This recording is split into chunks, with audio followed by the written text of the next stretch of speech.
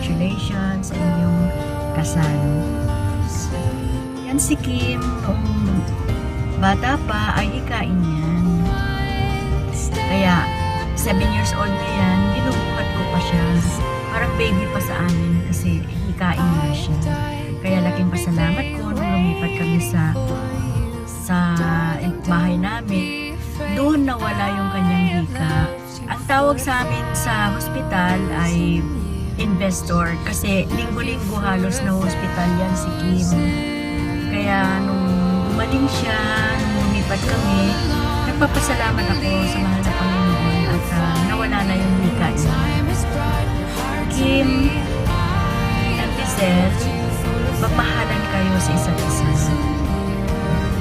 Ang masasabi ko lang, Kim, mahalin mo si Giselle.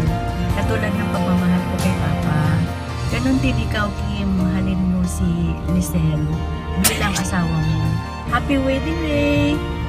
Sana babae naman para magkaroon na ako ng magandang apo galing sa inyo.